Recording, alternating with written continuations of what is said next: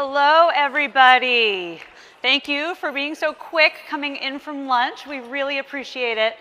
I hope everyone is having an incredible day so far. I have been chatting with people. I have been overhearing conversations. And I just have to say that the energy in this room and at this summit is absolutely remarkable. It reminds me that the act of coming together in community like we are here is powerful for so many reasons. It reminds us that our day-to-day work, the parts of the work that can feel unappreciated, invisible, a bit like a slog, all of that work really, really matters. The magic happens because of the layers and the layers of that day-to-day work. It reminds us, times like this, of our collective power.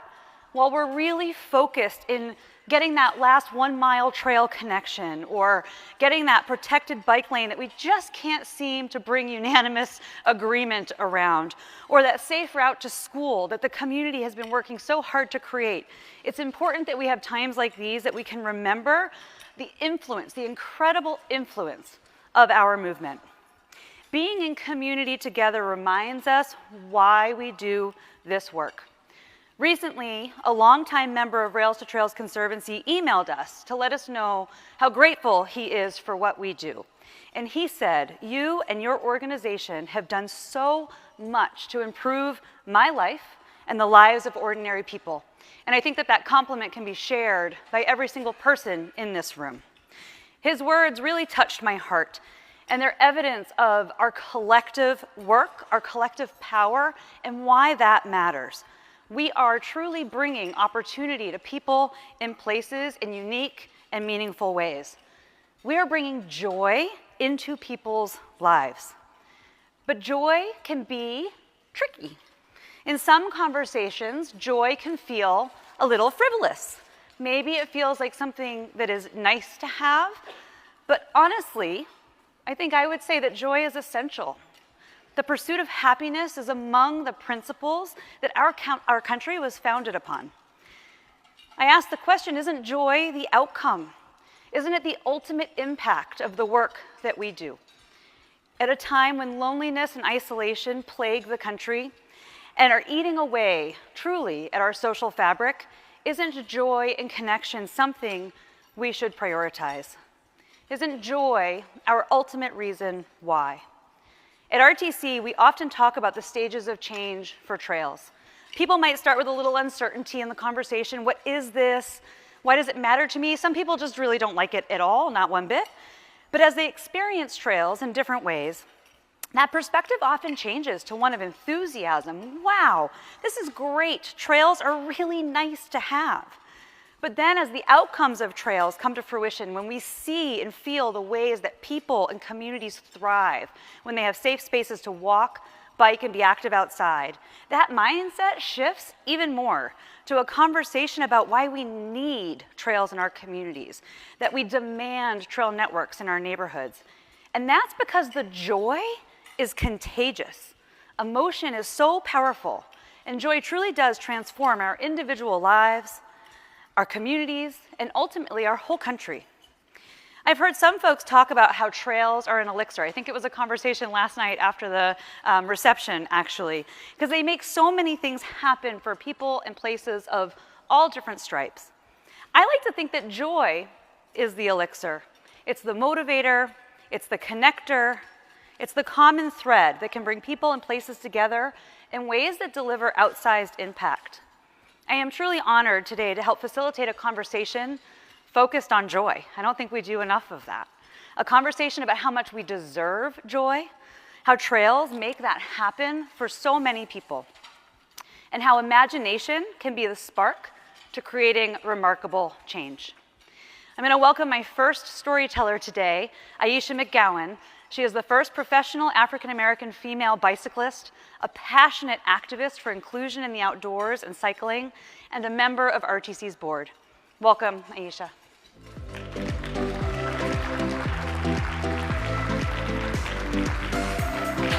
Hi. Okay. Hello. Good afternoon. All right.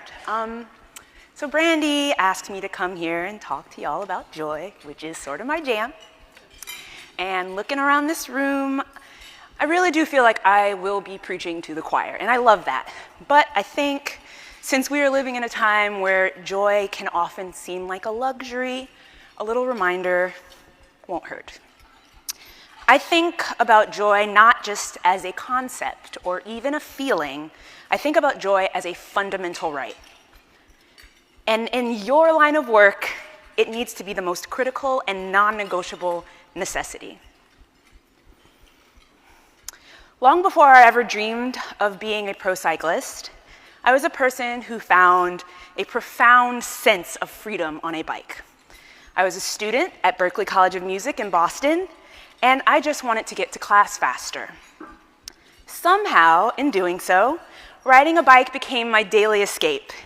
The feeling of the wind in my face, my elevated heart rate, the general excitement of interacting with my surroundings as I rode along the Southwest Corridor between my apartment in Jamaica Plain to Massachusetts Avenue. It wasn't just fun, it was essential. And with the exception of that one time I ran over a rat in the dark, it was my joy. That joy is the entire reason I got into advocacy work and eventually bike racing. Joy has always been my core motivation. So what does that mean for you? You're not just trail builders and transportation advocates. You are deliverers of a fundamental right. You are the ones creating the physical pathways to mental well-being, community connection, and personal freedom. Your work is to guarantee access to joy. Unfortunately, creating that access is very hard work. The day-to-day is a grind. It's funding battles, dealing with all kinds of people, both friendly and not so much, and possibly the most annoying thing, bureaucratic red tape. All these obstacles can sometimes overshadow the reason you started doing this work in the first place. It's easy to get so buried in the how that you forget the why. Don't let this happen, because joy is not just the end goal. It is the very fuel that powers movement. Joy is what turns a casual trail user into a lifelong advocate. It worked for me. I know this is probably the wrong room to say this to, but some people don't get passionate about infrastructure. Most folks, however, can get passionate about the experience it provides. They become the next generation of advocates thanks to a powerful personal memory of happiness and freedom on a trail. Trails are just trails until joy brings them to life and creates a community that will fight for and protect them. This leads to the most critical part of the fight. If joy is a right, then we have to confront an ugly truth. Our systems have historically denied this right to entire communities, Black and brown communities, low-income neighborhoods, people with disabilities, and so many more. This means your vision and your mission is incomplete if it does not include equity. You must actively dismantle the barriers, unsafe streets, lack of connectivity, and anything else that blocks access to joy. You must fight for trails that serve everyone and design for all who need them, not just those who typically have access. Don't forget about yourselves. In order to do this work well, you must also protect your own joy. Go for a ride, take a walk, touch grass, as the kids say. Lead with joy. Tell the stories of human experience. And of course, fight for equitable joy. Build with inclusivity at the core, because creating access to joy that isn't available to all is not a job well done. You are the guardians of joy. So what does that really look like? Oop, we missed a slide. There we go. For example, when you're reviewing a trail design, don't just ask, Does this meet engineering standards? Ask the harder question. Where is the joy in this design? Is it in the gentle curve that lets a kid build confidence on a bike? Is it in the bench that lets an older adult stop and rest? I personally love a place to sit down. Actually, I broke my ankle last year, and it wasn't until then that I realized that benches in my town are way too far apart. Is it in the connection to a library or a grocery store that makes the trail practical and not just recreational? Is it in the name of the trail, the artwork, the vibe saying you belong here to someone who has never felt that? This is the work. It's auditing your projects for joy and equity with the same rigor that you audit them for anything else. Basically, while you're doing this work, please, I beg of you, do it with the unwavering conviction that you are defending one of the most vital resources a person can have, joy. And before I pass it over, I just wanted to show y'all my humble beginnings, my humble but very joyful beginnings. And I think it's just so wild that I went from this to the world tour. And that, my friends, is the power of joy. Thank you.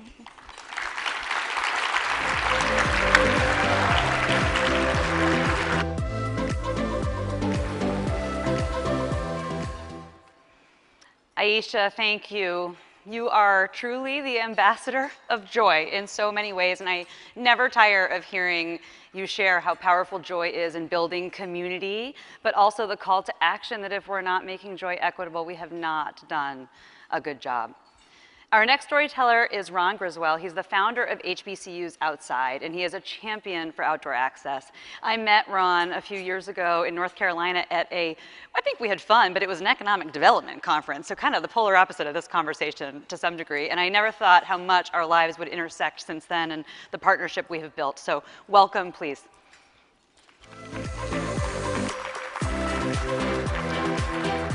Bring it in.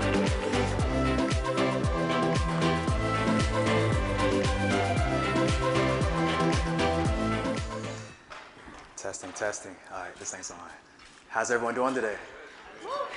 That's good, that's good. I want to take you all on a little trip. So after a 6-hour drive, we have finally reached our destination. Stepping out of the van, my beard had froze over, my eyelashes had crystallized, and I started to question if I had made the right decision. You see, several weeks before that moment, I made the decision to leave school. My parents weren't happy about that. I was chasing joy and community that I had experienced while on a service learning trip in Belize, of all places. But somehow, I ended up in a YMCA parking lot on the edge of the Boundary Waters in the middle of one of their coldest winters on record. Now, one of my co-leads had called over to me, "Ron Frost, come here, we need you in the back," which I laughed at briefly. I was there as a guide in training with Wilderness Inquiry. We were leading a dog sledding and a winter lodging experience for people with severe and cognitive disabilities. As I go to the back of the van, he pulls out sleds and he says, "All right, everyone harness up." To which I was surprised because wait, we didn't cover this in the pre-trip meeting. It turns out that some of us will be hauling gear to the lodge while other people were going to be hauling actual participants, some who couldn't talk, some who couldn't walk. After I got strapped into my harness, young Daniel, who was behind me in the poke sled, I asked him if he was ready to go, to which he just nodded. We started our journey to this lodge.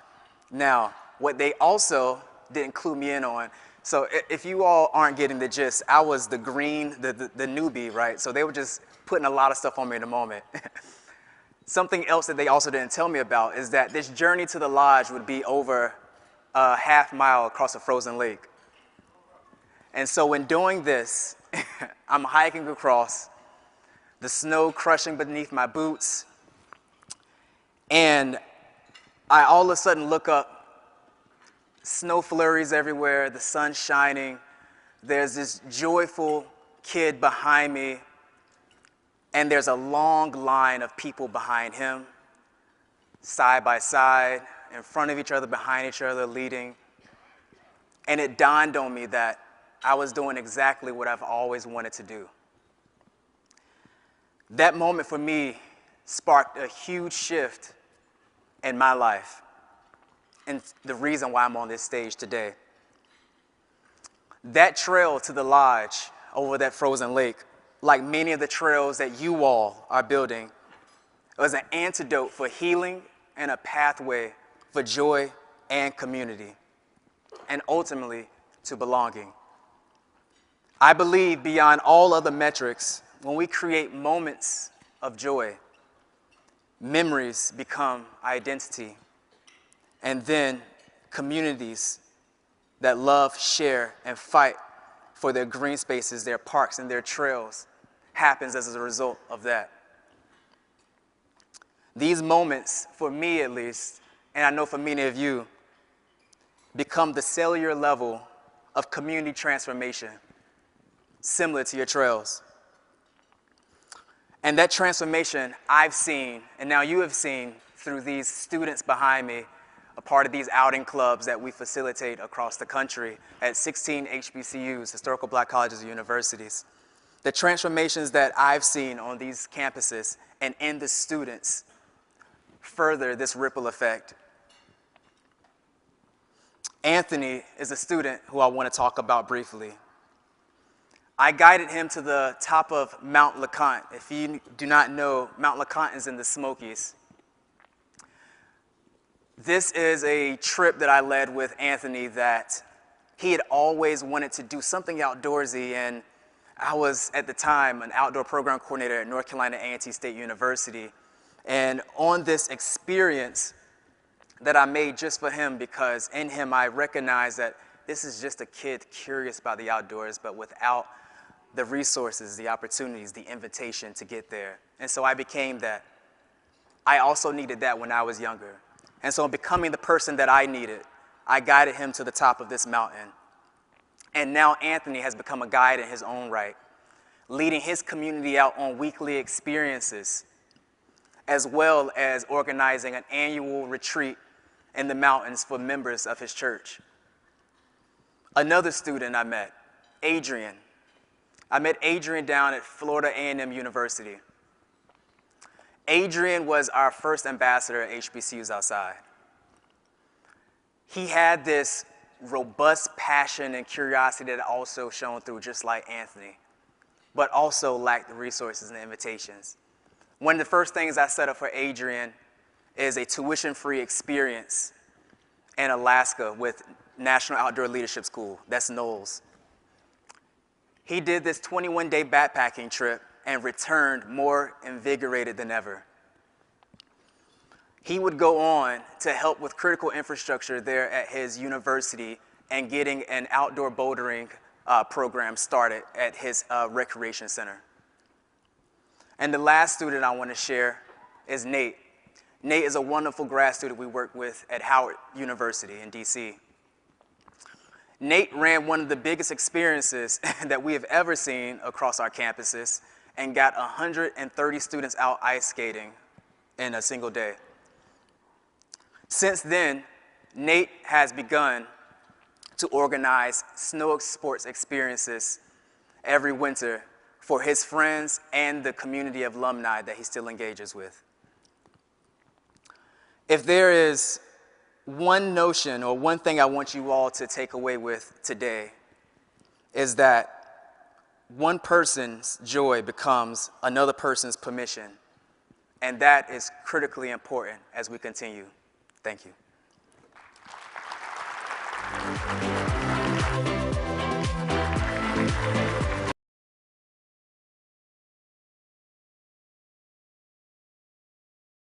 making such an important difference. And I think that reminder that one person's joy is another person's invitation, that's what we are all doing. We are creating that invitation, and we are creating that contagion of joy that's going to fuel this work for decades to come. Our last storyteller before we get into conversation together is Yvonne Leow. I met Yvonne a few years ago at the Outside Summit in Colorado. We were kind of thrust into this speaking gig together, and I got to learn about her story and her journey to founding Bewilder, which is an incredible opportunity for kids to imagine their space in the outside.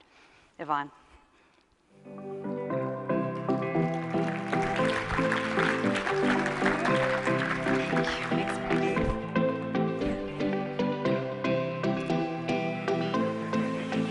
Everyone, testing. Thank you so much for this opportunity to speak with you today. My name is Yvonne Leow, and as I'm standing with such an incredible group of people who are designing the trails in which strollers and wheelchairs and footsteps first engage with the outdoors, it has led me to ask the question, what bit of trail root into the outdoors, but rather the beginning of a relationship? The beginning of an adventure that has a beginning, a middle, and end. And that's very much what has inspired our work at Bewilder, is transforming the way that we see the outdoors into a place of play. So, quick background on who I am. I did not grow up outdoorsy. I have a family who were survivors of Cambodia's killing fields. So growing up, the idea of nature was that it was dangerous, potentially deadly, and very dirty and uncomfortable. So it took me about almost 3 decades before I started to explore and develop a relationship with the outdoors on my own. I went backpacking for the first time in the California's Eastern Sierra. I hiked the John Muir Trail. I learned how to ski at the age of 30. All of these experiences were incredibly transformative. And the very most transformative was summiting Aconcagua, which is this big mountain in Argentina in 2020. I came down from that experience realizing that more people needed to have a relationship to nature, and that's how Bewilder began. But before all that, I was a journalist. I told stories for a living, except they were based on facts. And turns out that was also a pathway to getting really burnt out really quick. And so the outdoors was my place of reprieve. One of the beautiful things about what we have now combined with Bewilder and these experiences with nature is that it doesn't necessarily have to be hard and challenging. It can be easy and fun. So what we do is we blend storytelling, experiences, and gear to inspire families who are new to nature. And we designed mascots like Bezzy the Yeti down there, along with her crew of Bewilder beasts, from Greta the Griffin, Carla the Kraken, Desi the Unicorn, Chase the Jackalope, Flip the Phoenix, Drew the Dragon, Hank the Hydra, Sid the Sasquatch, Luna the Loch Ness Monster. These characters have become our portals into the outdoors. Each one has a unique perspective on what makes nature beautiful and unique. So Hank is into reptiles, Bezzy loves to camp, Desi loves clouds and meteorology, whereas Flip, the Phoenix, hopefully that's a little self-explanatory, loves birds. And so the way that we've designed our experiences and our programs and how we infuse joy into nature happens in these 5 steps. We create a concept. Bezzy the Yeti is going to visit Grand Park in Los Angeles. We introduce the mission. She is trying to find the keys to her mystery RV. Can you help her find it? We design an adventure book with a plethora of activities teaching kids and their parents about native plants, birds, animals, the weather. We inspire the exploration through that sense of place, and then we often reward folks with the journey. And all of that is told, and oftentimes, in a very simple story. I just want to highlight, why are these stories important? The power of play is giving families and kids the freedom to experiment. And when we design adventures into the sense of place and location, we are giving them an invitation to imagine themselves in a different role, to participate in counting how many native plants they can find along the trail, to imagine what it's like to be a sneaky squirrel that eats a lot of different types of acorns, to really start to step into nature and possess a sense of agency and ownership over the experience. So this is just a preview of what our aha moment was when we actually started organizing pop-up campgrounds and outdoor shopping centers in Los Angeles. We literally plopped tents on concrete, wondering how families would react to the experience. Has anyone ever built a living room pillow fort? Raise your hand. That's exactly what happened. We found that children instantly gravitated towards these tents and treated them like they were magic castles. It was very easy for them to tap into this sense of imagination and joy. And as a result, parents were often surprised, like, wow, maybe we should go camping. And that's all we needed. We just needed to create the container for people and families of all ages to play. And so that's what we've continued to do. We've worked with the Los Angeles Zoo, we've worked with parks, we've worked with schools, and we're continuing to integrate this type of storytelling and the Bewilder mascots and the activities into the overall experience. And what we've found is that by providing this adventure, this very simple structure of how to guide people who are new to nature into an outdoor experience, it gives folks confidence, it gives parents guidance as to how to navigate any one experience in the outdoors. And it's bigger than just saying, go play on the swing set or go hang out on the playground. In fact, we're here to learn, have fun, and enjoy ourselves together. This is just a few of the partners that we've had an opportunity to work with over the past few years. And if there's one question I'd love all of you to consider as you are continuing to build millions of trail networks for millions of families to enjoy and experience nature through, it's this. Do you want to go on an adventure? Thank you.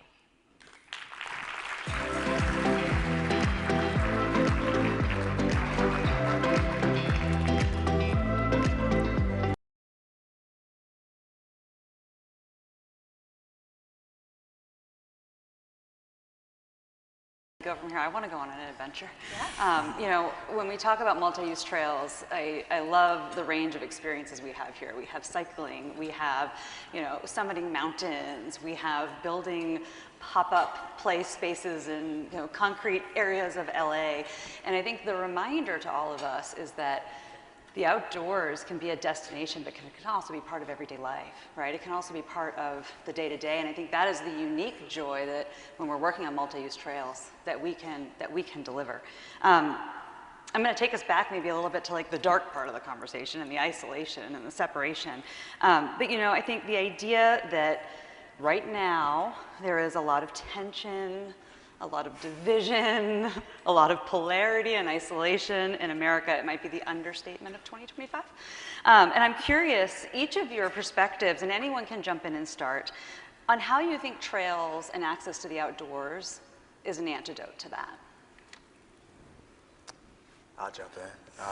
Thank you for that, Brandi. You know, these moments in nature are an antidote to that, because what we often realize is that in our communities, there are other things these students, in my case, are also going through.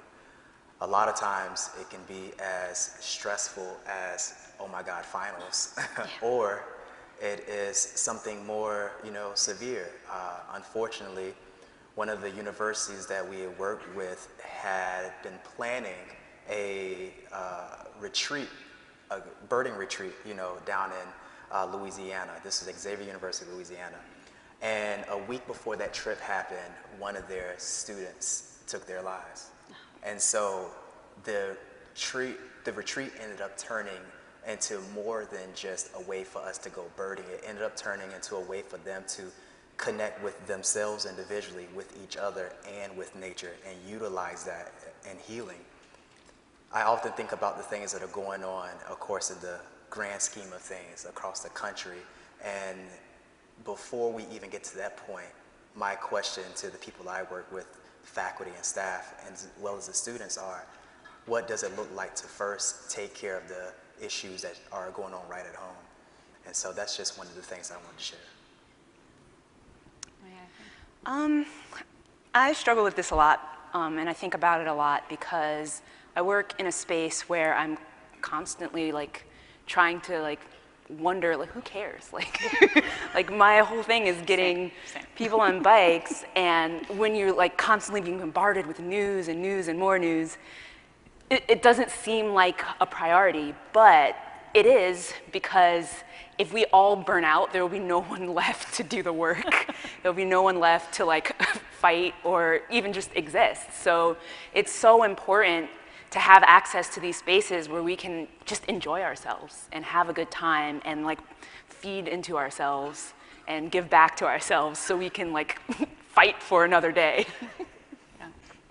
Yeah, just to continue highlighting and underlining everything that's already been said. I do feel like being outside is just a space to like re-energize and recharge, and oftentimes like find the quiet in our mind that we don't really grant ourselves when we're tucked under the covers, swiping, doom scrolling. And I think that's a lot of the anxiety a lot of parents that we've experienced are experiencing these days, now more than ever. But there's not a lot of options in which we get to like step outside and your eyes never have to rest on a wall. Like you can just continue to dream and like breathe without feeling confined. So yeah, I think there's a lot of ways the outdoors can be a reprieve, and that's just one of them. Yeah, and I'll layer on top of that, and I love both the feeding of our own self and our own self-care and our own kind of power to be able to take on the next day, but then that sense of community. And there's a lot of, to get a little sciencey, there's a lot of emerging research about how people connect in nature. It's like 5 years ago, there was all this research about your mental health in nature and how different things happen if you exercise in a gym or if you walk on a trail, right? Your brain does different stuff. And the same thing is happening with community and with connection. And the idea, and I think when we were preparing for this, you shared, Yvonne, that, you know, we're talking about all this scale and we're talking about all these miles and thousands of miles of trail networks. And really, isn't it just about the individual to some degree, and that individual connection, that all those miles, they matter, but that's what they're making possible. And I think that's what I see on my trail by my house, is that meeting of friends and neighbors that you might not know otherwise, right? We might not bump into each other in different circles or in different spaces. And I think that power of community, what's happening here, but what's also happening in our neighborhoods when we kind of get out of our houses, we get away from the screens, and we just like smile and wave at people, right? Like it's just so incredible. And it brings me to my next question about just kind of this tension or this friction between joy and impact. And I talked about that a little bit in my remarks, that they can be confused as things that are opposite of each other. And I like to think that they are the same. They are a continuum of sorts. And I think, you know, for all of us to be challenged to really look at our metrics and ask, is the human experience one of the outcomes, right, that we're trying to create here? So from your perspectives, what do we miss if we isolate joy and impact, right? What do we miss if we think of them as separates versus thinking of them as a whole? Oh, I'm asking existential questions up here. A little bit. Yeah, we just organized a weekend event at the zoo, and oftentimes, like for a lot of the programs that we do, it is quantified. In fact, like working with a lot of after schools, they're often thinking like, how many students enrolled, what's the budget for each student, things like that. And so there is always an overlay of what impact looks like for any type of organization or industry, I would say. But it's very hard to describe what it looks like when a kid is like proudly showing off their arts and craft project to their parents, or when a family is taking pictures of their family together in front of the activation that we've created, and just knowing that that photo exists, or the way that a kid is just excited to be like, hey, can we go on this adventure, Mom? There's just like so many indelible moments that I don't think us as a society are often thinking about, but being able to recognize that that is the impact of our work and the one that will probably continue to sustain the momentum of our movement is so critical. And I'm not that interested in figuring out how to quantify that either. I think that relies on a lot of faith and confidence and trust that the work that we are doing is having its own impact, but it also means like going out there to witness it. Yeah. And I think that's something I'm always also juggling as someone who's the leader of the company, making sure that I'm present at these experiences to see with my own eyes that, okay, there is a connection being made here, and it isn't just about, oh, how big is this activation, how many people went through it. It's about really witnessing the magic of our impact, of the joy in those experiences, and all the work that you all are working on. I think for me, it's so hard to quantify also, but I've relied heavily on storytelling and like content creation and social media to like give people access to seeing what that joy can look like. Something as simple as like smiling faces and laughter is so contagious, and it makes you either want to know more about what happened there or even maybe want to be a part of that experience yourself. And I think like this is the time of year where a lot of my partners and sponsors are asking for impact reports, and there's lots of numbers and data. But if I could just like submit a video of the feedback from the people that experienced the programming that I created, I think I would love for that to be an acceptable form of impact report. But yeah. I agree. The stories are really important, and definitely in my line of work as well, because I mean, just thinking about the stories of the three gentlemen that I shared, you know, I didn't know in those moments, I didn't witness those moments actually with all of them, as opposed to just with Anthony and being on that trip with him. But in those moments when they cracked that first smile or they planned that first experience on these campuses, and then fast forward a year or two later, it's like, oh wow, you've been continuing to do work in your community in all these different capacities, and it was all inspired from the joy you experienced on this first outing you had in your college campus. I don't know how to start talking about that, you know, other than just telling the story of it. So, yeah. Well, it's the storytelling, it's the experiences, and I think sometimes where that tension comes from is, the funders want the impact report. They want to know how many people, how many miles, how much money, you know, all those kinds of things, which is really, really important. Like, we can't take our eyes off of the fact that we have to quantify progress, right?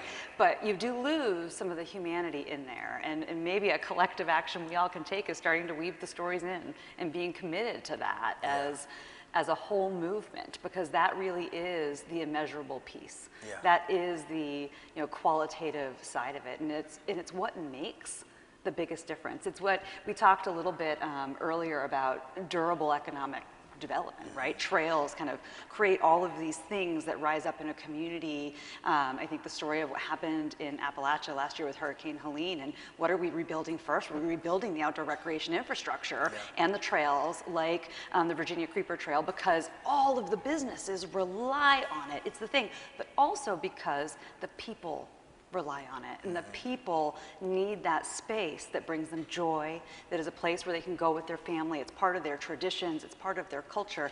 And I think wherever we can lift up how special our time outside is, and how special multi-use trails and trail networks are in getting everybody into those experiences, that kind of introduction to the outdoors, we can kind of claim and own joy. And when we talk about this at RTC, how lucky are we that we are in the business of joy? I mean, gosh, right? There's not very many industries that can say that that's what they're selling. We are selling joy, guys, and like, let's lean into it and let's own it. So much of what we do, what we just talked about, it's really measured its scale. And I've been so inspired, and actually, that call when, Yvonne was like, I'm gonna challenge you, like, is it really about the miles? I was like, it's about the miles. Isn't it about this 3,700 mile trail? It's about the miles. But I'm curious if you can reflect a little bit on, what happens when we put those metrics aside a little bit and we lean more into the personal, the intimate, the individual impact of the outdoors. And how can we talked about storytelling, but like, let's bring it to life. How can we translate that into advocacy? How can we translate that into getting people on our side? Can you rephrase that question? Oh, I surely can. I surely can. You know, when we think about, we've got to quantify all this stuff, right? Yes. And we do. But how can we think about those personal, those intimate, those individual impacts and making them part of our advocacy journey, making them part of our work? How does everyone out here take what you guys are talking about and make it part of their day-to-day? I think part of that, like I don't have a complete solution, I'll tell you that up front, but I think part of that is being more open to what success looks like. Like it seems like even you were hung up on like, success is miles, it's this many miles. But I think what I learned, so I have the Abundance Project, and basically the idea is creating a pathway of beginner to pro cyclist for women of color. And when I started it, I didn't have a concrete idea of what success looked like because I didn't know what was going to happen. It was completely an experiment. But what I found is that where I was trying to create bike racers, I created all kinds of people within the bike and outdoor space. So everybody started racing bikes or learning more about bikes, but we ended up with people who wanted to be an announcer, or people who started community programming, and so many other things. And for me, that wasn't something I personally cared about, but I look at it as a success because we need those things too. And that will lead to more people that look like me coming into the space where I actually do care about. It can't be this closed-minded, like, I think this is success, and so this is the only parameter that I will acknowledge. And I think when you open yourself up more to those possibilities, you have more of a chance of being successful. Yeah. I love that. I think it would be absolutely amazing and radical if, you know, there weren't those sorts of metrics, you know, attached to it. The only impact report was just a picture of, you know, smiling faces and laughs like you were mentioning. But, you know, I don't believe that's the reality we live in yet. No. And so those numbers still do tell a very important story. And I believe it's the way in which we weave these personal, very personal and vulnerable stories into those metrics and have them be side by side instead of just focusing on qualitative, qualitative, qualitative. Yeah. And so, you know, that is something we're doing when we're talking to our partners. Just recently, we hosted what we call Welcome Outside. It's a festival on the yards of Howard's campus and down in Atlanta, the AUC, which is Morehouse Clark Spelman, Morehouse School of Medicine. And, you know, the metrics from that was, X amount of students engaged, X amount of signups, and all these other things. And we're like, yeah, but there was just one student who came up to us and said that they never envisioned themselves outdoors until this festival. That is what we focus on, you know? And so making sure that, yes, those numbers are gonna be there, and they are important, especially if the companies want to come back and sponsor this thing again. At the same time, making sure that that story and stories similar to that also get mentioned along with that, and probably be the forefront thing of what's mentioned as opposed to just the numbers. Yeah. I would also highlight that, you know, we eat maybe like 3 meals a day, so there's probably 900 meals a year. Like, that's a routine thing, a very everyday thing that we do. But we all know like what Thanksgiving dinner looks like. We all remember what a Valentine's Day meal might feel like. And there's just something really important and essential about experiences. So when you talk about like organizing that festival, it's also not just the story, it's the meaning that we've injected an experience with. It's the ritual and the tradition that we create around these experiences that then fill the story with memories that we can retell over and over and over again. And that's what scales. Like, I think that's what we're all trying to say in some shape, way, or form, is that without an experience, there's nothing to tell a story about, and without those stories, like, these ideas don't thrive. And so I think it's so critical to be not just looking at the numbers, but be thinking about how are we designing memorable experiences for all the different audiences that we're trying to serve. And if we can make them sustainable and memorable, I think that's a very powerful combination to unlock for the outdoors. And a lot of brands do this very, very well.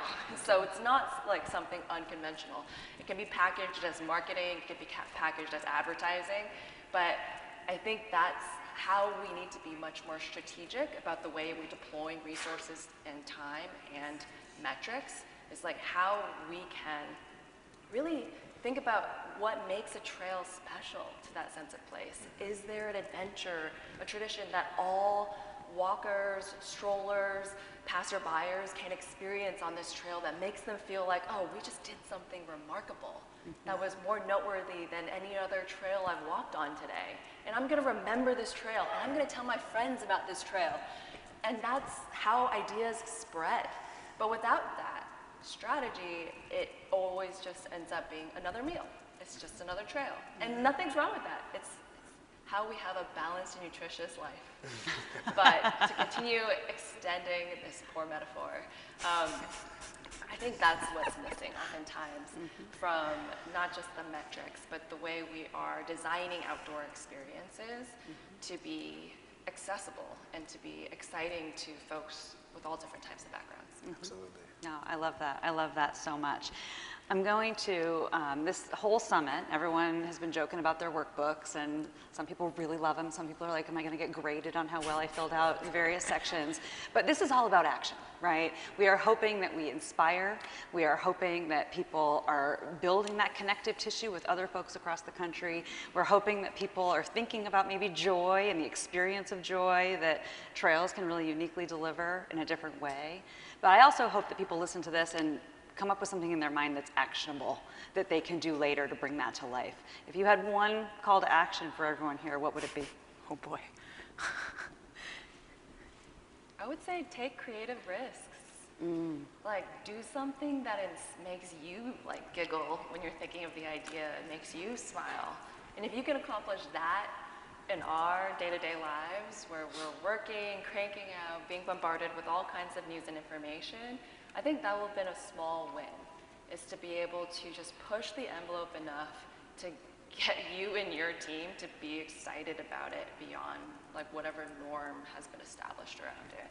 I mean, when I started designing these like mythical Bewilder beasts and I love them so much. characters, no one can relate to that. But then you push it out into the wild and people start interacting, experiencing it. You're like, oh, there is an audience there, but it can be very scary to be like in your own head about it. But I do think now more than ever, we need to be pushing the status quo and really challenging ourselves to do something different.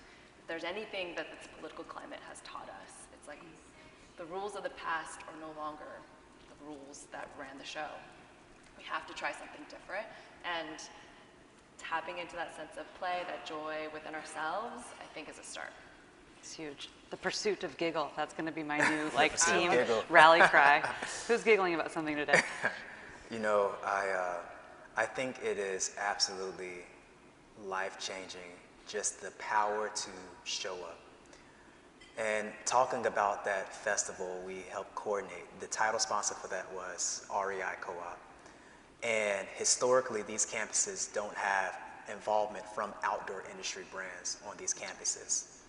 And so in talking to companies like REI and other companies, I tell them that one of the most powerful things that they can do, as opposed to inviting students out to their HQ to take a walkthrough and to learn about the jobs there, that is all fine and dandy and honestly what a lot of these students are looking for. But what does it look like for you to show up in person and give the invitation? And so that's one thing that I would task you all with, showing up somewhere where you all haven't historically been and giving an invitation. Oh, really powerful. I think if you aren't already, include the people in the process and ask them what would bring them joy, and don't assume. I love that. So don't assume, show up, and giggle more. I think those are some really awesome action items. Can I get a round of applause for this group? I am so inspired by you every day. Thank you for what you do.